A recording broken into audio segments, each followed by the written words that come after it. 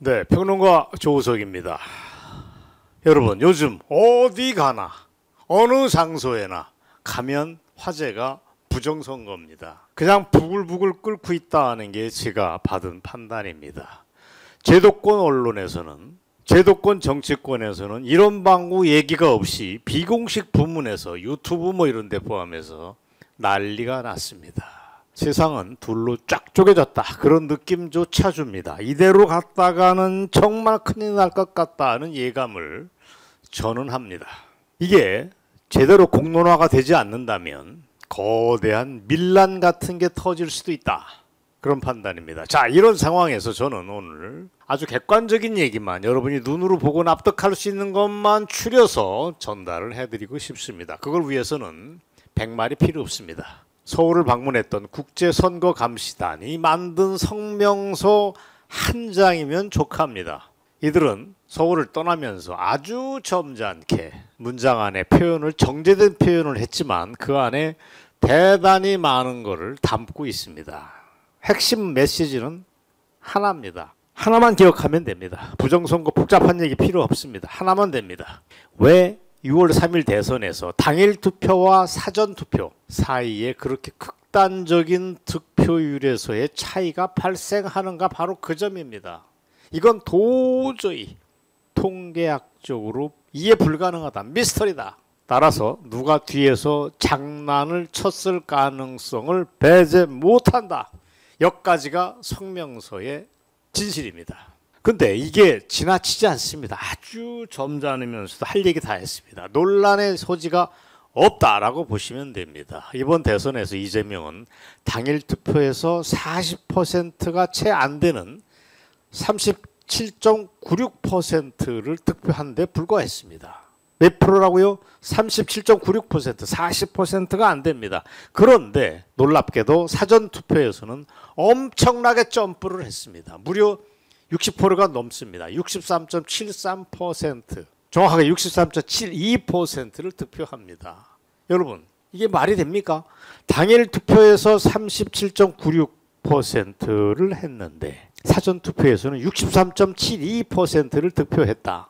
많이 이상합니다. 같은 국민입니다. 대한민국 국민이고 유권자인데 이렇게 서로 다른 투표를 했다, 이걸 믿으라고? 말이 안 됩니다. 반면 김문수를 들여다보겠습니다. 당일 투표에서는 53%를 득표합니다. 당일 투표에서 여러분 53.00%를 득표합니다. 과반을 훌쩍 넘었습니다. 반면 사전 투표에서는 반토막도 안 되는, 이거에 반토막도 안 되는, 당일 투표에서 받았던 득표의 반토막이 안 되는 26.44%를 기록합니다. 이 갭을 어떻게 설명할지 저는 이해도 못하겠습니다.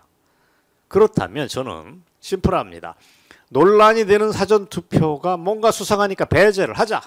당일 투표를 기준으로 일단 볼 경우 김문수가 53.00%로 당선이 됐다고 볼 수밖에 없다. 이재명은 뭐냐? 당일 투표에서 37.96%를 받았으니까 낙선! 여러분, 명쾌합니까? 무려 15% 이상 김문수가 이겼다.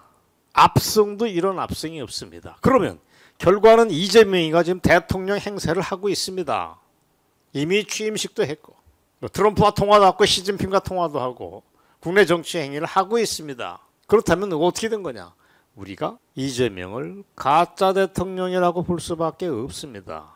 그날 6.3 대선의 표결 결과를 도둑맞았다라고 봐야 됩니다. 때문에 국제감시단은 뭐라고 했냐? 이걸 아주 점잖게 표현을 합니다.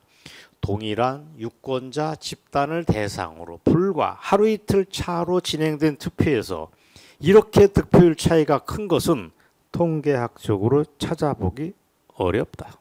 참, 국제감시단들 성격도 참 좋습니다. 저라면 이거 100% 가짜일 가능성이 높다, 다 사기다 라고 얘기해야 되는데 아주 점잖게 은인자 중에서 표현을 절제하고 절제합니다.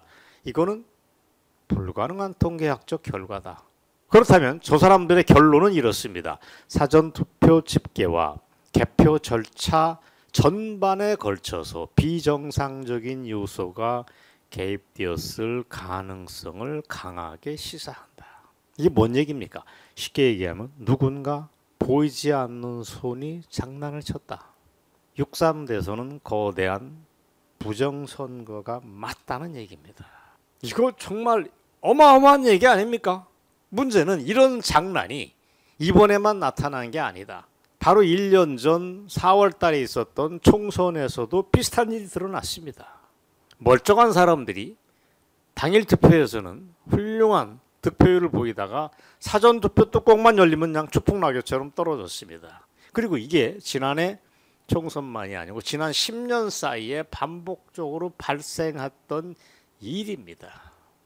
6.3 대선 아무리 생각해도 수상합니다. 어쨌거나 이번 대선에서 또 수상한 걸 지적을 할까요? 3위를 했던 이준석, 4위를 했던 권영국이를 들여다보겠습니다. 이재명과 김문수의 사전 당일 투표와 사전 투표가 그렇게 차이가 난다면 이준석과 권영국도 차이가 나야지 멀쩡할 겁니다. 그러나 안 그렇습니다. 이준석은 사전 투표에서 8.83%, 당일 투표에서 7.94%, 두 개 사이에 거의 편차가 없습니다.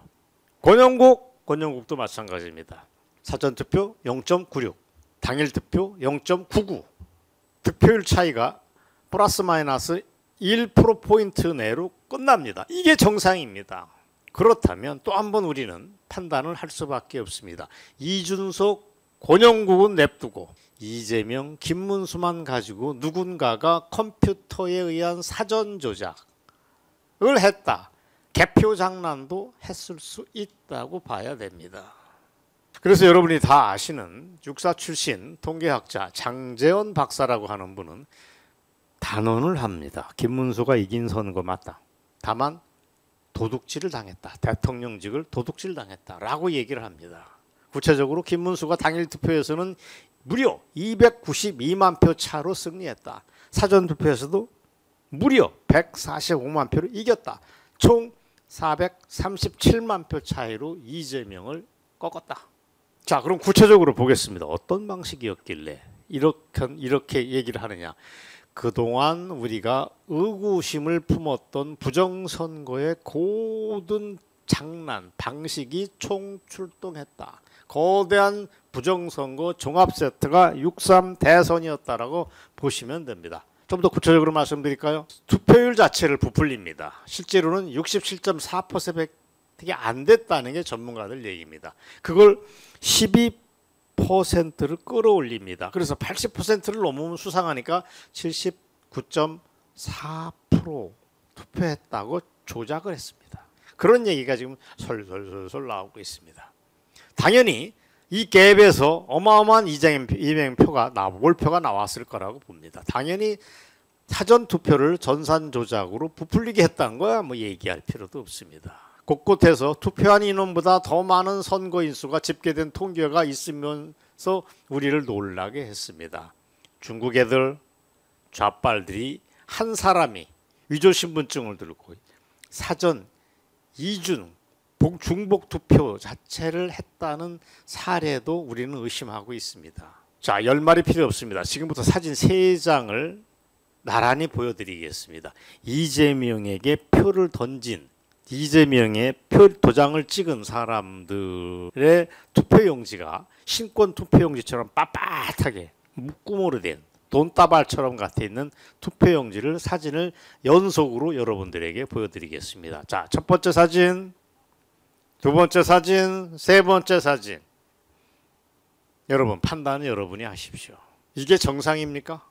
뭔가 수상합니다. 자, 지금까지 제가 부정선거에 관해서 아주 짧고도 명쾌한 설명을 드렸습니다. 이걸 두고 이미 선거 무효 확인 소송이 진행 중입니다. 미국 국제선거감시단이 6월 둘째 주에는 백악관에게 별도로 보고도 한다고 합니다. 국내 성명서만 던지고 간 게 아니다. 국제사회에서 공론화된다는 얘기입니다. 문제는 국내 정치권과 제도권 언론입니다. 여기만 보면 완전히 외딴 섬입니다. 딴 세상입니다. 부정선거를 얘기하면 여러분 어디 가서 얘기하시지 마시기 바랍니다. 확신을 가지고 있지 않는 한 정신병자 취급받습니다. 지금이 어떤 세상인데 그런 얘기를 하느냐고 핏대를 내는 사람을 종종 봅니다. 꺼낸 사람이 바보 됩니다. 그리고 여러분 다 아시듯이 정규재, 조갑재 같은 친구들은 부정선거 얘기만 나오면 그게 음모론이라고 후려칩니다. 정신병자라는 겁니다. 망상장애 환자랍니다. 환장하겠습니다. 당신은 윤석열하고 똑같은 편이냐? 뭐 이런 식의 질문도 합니다. 윤석열 제정신이 아닌 사람이다. 당신도 그러냐? 이런 질문을 합니다. 안타깝습니다. 결정적으로는 이런 부정선거론이 힘을 받으려면 당연합니다. 물건을 도둑질 당한 데에서 도둑 맞았다고 신고를 해야 됩니다. 그게 누굽니까? 국힘당입니다. 김문수입니다. 그런데 이 두 집단에서 이 한 국힘당 집단에서는 아무 얘기를 안 합니다. 그들은 부정선거는 없었다는 게 공식적 입장입니다. 재외국민투표, 사전투표, 당일투표, 개표 이르기까지 수많은 부정선거의 증거가 있음에도 불구하고 이를 인식하지 못하고 판단하지 못하는 것입니다. 그게 김문수의 띨띨한 모습입니다. 왜 한심하게 그렇게 일찍 승복 선언을 했는지 개탄스럽습니다. 자, 여기에서 5년 전에 문재인을 향해서 독한 소리를 내뱉던 또 다른 모습의 김문수의 용기 있는 모습을 보겠습니다. 문재인은 간첩이다, 때려잡자라고 하는 목소리입니다. 박근혜 구속시키면 됐지. 이명박까지 구속시켜야 돼요? 박근혜를 뇌물죄로 구속시키는데 분노하지 않는 그런 국회의원이 대한민국 국회의원 자격이 있습니까? 적어도 저는 박근혜가 저보다 더 깨끗한 사람이라고 확신합니다. 이명박 대통령이 무슨 다수가 누구 거면 어떤데 그걸 가지고 대통령 구속시켜요? 그럼 문재인이 이거는 뭐 지금 당장 총살감이지. 어떻습니까? 들으니까 후련하십니까? 저는 그런 모습의 김문수를 지금 다시 보기를 원합니다. 6.3 선거는 부정선거의 거대한 복마전이었다, 원천적 무효다라고 선언하는 그런 김문수의 용기 있는 태도를 원합니다. 정말 걱정은 이번 대선 도둑 맞았지만 이러다 내년 지방선거도 도둑질을 당할 가능성이 높다는 점입니다. 그리고 3년 뒤에 총선도 그렇게 됩니다. 이 나라 끝장납니다. 부정선거 문제 더 이상 방치했다간 나라가 거덜난다는 말씀을 오늘 방송에서 드렸습니다. 여러분 경청해 주셔서 감사합니다.